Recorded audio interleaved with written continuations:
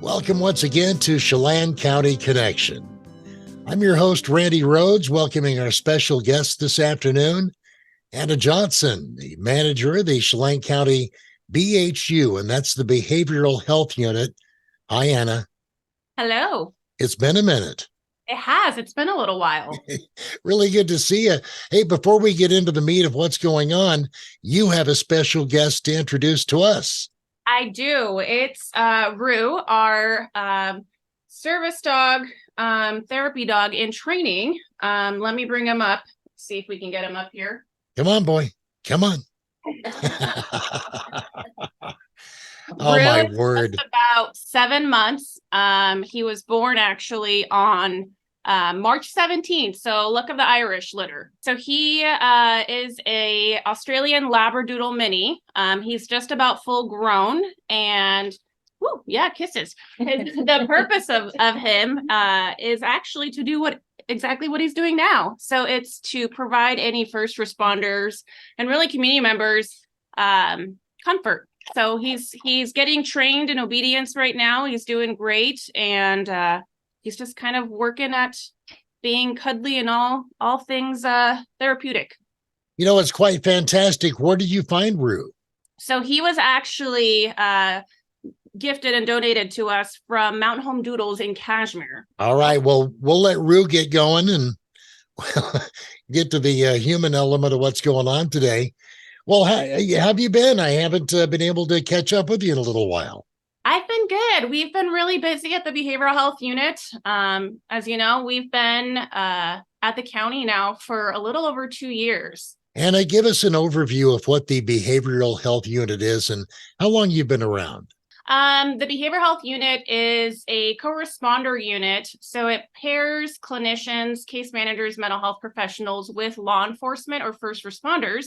And what our program does is we respond to behavioral health calls or some element of a call that came in through the 911 system that potentially could need some assistance within the behavioral health aspect or role. So what we do is we go out with law enforcement or any agency really that gives us those referrals through RiverCom primarily, and we go and triage. I've always mentioned that we are social service brokers out in the field, and so we're really trying to figure out how do we divert individuals from either ERs or incarceration and really address the needs that are sought out through the 911 system. How did we get to where we are today in that moment of calling 911?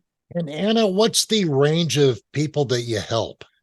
So we get calls from everything from, young children to elderly individuals. So really anyone and everything we actually assist. There is no one that we say no to.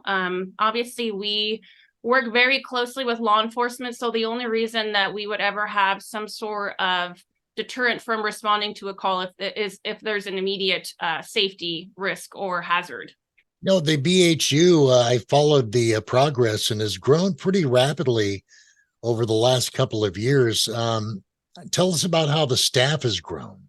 Yeah, so we are a total of 4 staff members right now. And so our hours range from early morning, 7 o'clock in the morning to evening shift. So about 10 o'clock at night is when our range of hours expand. And we also work on the weekends. So within those 4 members, there's usually about 2 or 3 of us on at different times, different locations, just so that we are able to have that coverage in services for different agencies. With our grant that we're going to actually be talking about here, that we got through WASPIC, we are actually able to fund another position to help us even expand those hours further. And also, we actually got some funding to be able to support some deputy positions to be able to be solely attached to the behavioral health unit as well. And Anna, talking about your staff, what kind of training have they had? And tell us a little bit about them. Sure. All of my staff members have either a bachelor's or master's in some sort of social service program. So whether that's social work or psychology. So there is a minimum of 4 years for college education. They all go through crisis crisis intervention training, de-escalation training. We do a lot of training, in fact, with law enforcement in order to understand policies, procedures, legislative changes. So we have that additional component to our training. We're able to know safety precautions for vehicles, for coverage, concealment, things that you typically wouldn't consider in an outpatient basis. So a little bit more high risk, acute situations that we might find ourselves in. So we go through a lot of training, not only on the mental health side of it or behavioral health, but we also go through some law enforcement training as well. We also actually put our staff through all of combat first aid. And so what that is how to apply tourniquets, chest seals, wound packing. And so people might say, you know, why is this important? And I think it's important because we work in Roux County, and not only may we find ourselves in a critical situation that can change regardless of whether it's law enforcement or not being present at the scene. We might find ourselves in areas where there might be a situation that could happen, and we might have to apply life-saving measures, not just to, I think, law enforcement or other first responders, but to community members as well. You know, we carry Narcan. So all of these critical small components are very thoughtful and methodical in our training system. As far as the dynamics of our staff, we actually have staff who have worked extensively through different populations and different environments. So we have a staff member who is very well versed in children with special needs. So any developmental disabilities, working through the public health system in that regard. We have another individual who's very well trained with the aging and adult population. And so it's how do you navigate, getting a caregiver, getting home and community services, as far as getting maybe placed into an assisted living facility. So a wide, vast range. Other staff members who know how to work more effectively with psychosis or mental health or substance use.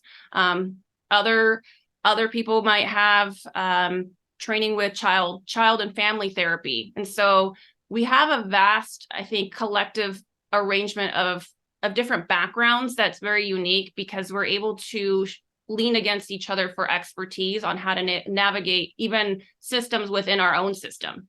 And Anna, in addition to growing staff, you're growing in the agencies that you serve. Yes, as we have shown success, and I think the rapid response in our services and our program, we are getting more and more referrals from different agencies that we have worked with in the past and that want to continue working with us, and even some new agencies as well. So we're still responding to calls with East Wenatchee Police Department, Wenatchee Police Department, Douglas County Sheriff's Office, but we're also getting direct referrals from healthcare facilities who know about our program, who want to contact us about diverting individuals even from calling, Rivercom. And so we have those agencies, as well as organizations such as EMS support, fire, just a variety of different agencies who've come to support the behavioral health unit with the expansion and the operation that we've successfully have done so in the last 2 years. Can we have a little bit of a breakdown on the types of cases you respond to? Yeah, so we actually keep very detailed statistics. We keep the type of calls that we go to. For example, we keep a log of how many calls do we go to each month that were co-occurring. And so what that means is calls that an individual had not only a substance use disorder, but also a mental health disorder at the same time. And so we keep track of co-occurring. Was this person only experiencing mental health concerns? Were they experiencing solely substance use disorder concerns? So just to give you some statistics, in July, we had about 424 contacts. Half of those were co-occurring, so individuals who had both. 49% were mental health, and a little less than 1% were substance use. Our numbers continue to grow. They fluctuate just a little bit, but August, we were at 519 contacts, and in September, we just ended the month with 628. That's not the highest month that we've had, but it is pretty average for the trends that we've seen through the last year or so.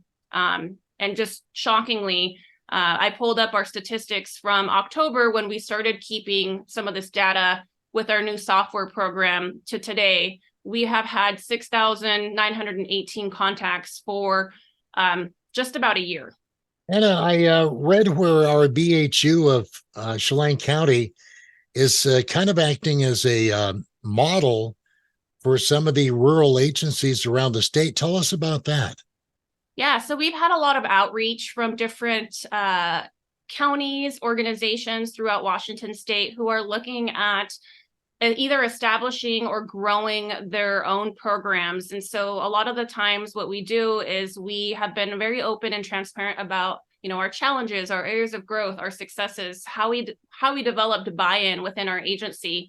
And so that has been something that has been very flattering for us, because I think it validates all of the growth and success that we have had here in Chelan County. We've been able to model and have other counties come and shadow our work and then take that information and implement it in their own programs, and as far as getting their own funding for the development of their programs. So it's been great to see it. We look forward to going to these national conferences and always realize that we are a lot more ahead of what we thought we are for Chelan County, just at a national level as well. This is very exciting. You kind of teased us on the grant a little while ago, a $1 million grant, and this came from the Washington Association of Sheriffs and Police. Tell us how that came about and what's going to be happening with that money. Yeah, so this is a grant that I've been familiar with for a few years now. We applied for this grant last year. We were granted and awarded that funding as well. I believe last year it was only in the 200,000 range. So it's such a vast difference of the award that we got. And I think it speaks back to the success of this program. The difference as well is that this year, the grant awards were actually 2 years instead of one. So that actually adds to alleviate some of the questions with sustainability, being able to figure out, what is our next funding sources. And so our intent with the application of this grant was not only to continue to, support the program that we're currently working under and all of the operations, but also for that expansion. So as I mentioned, that additional staff member, the deputy positions, but also to continue to have training, such as being able to attend these national conferences and learn and grow with other agencies and seeing what they're doing that we can implement here in Chelan County. Say when you go on a call, let's say with law enforcement, what's the interaction like between your staff and the officers that are responding to the call?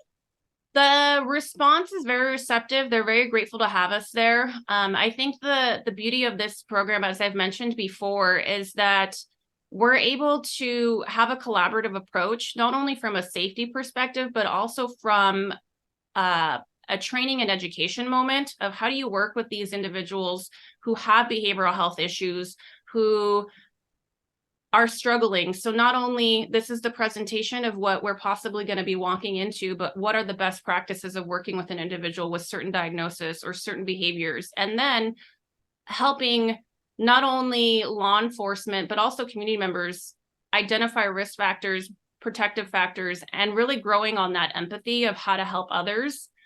So I think it's worked out great, because not only are we addressing the safety component, but we're addressing the root cause of the calls that we're going to, that law enforcement is responding to. It's got to be very rewarding because you're actually seeing a difference you're making as you go. It's got to be great. Absolutely. We always say that people always call 911 because people answer the phone. And so that's one of the reasons why some of these calls where you wouldn't necessarily think to call in a moment of crisis or of a bad day, but that someone's going to answer. And so to have programs like the ones that we are currently having here in Chelan County with the behavioral health unit is that you're going to get a response, and you're going to get someone to be there to help you. And with programs like this, I think we're able to not only rapidly address some of those behavioral health issues, but also identify some of those gaps that happen within the healthcare and the mental health system to be able to make some effective changes in the system for example, people not being able to get appointments or medications refilled. How do we take back this information of the barriers to actually help in a systemic way as well? All right, Anna Johnson, Program Manager of the Chelan County Behavioral Health Unit. Any closing thoughts before we cut you loose? Yeah, I think one of the things that we actually just signed as well that hasn't been actually publicly announced is we actually got the renewal of a second grant. And this one is through Chelan, which was formerly Beacon. And this one was just under actually a little over $90,000 for 1 year. And so again, that goes back to supporting the development and organization of this program. And so we're just incredibly grateful to have all these opportunities to be refunded for these grants through the work that we're doing and through all of the data that we're able to collect and provide of how efficient this program is and important to the community. Anna Johnson, keep up the great work at Chelan County. We appreciate you. Thank you.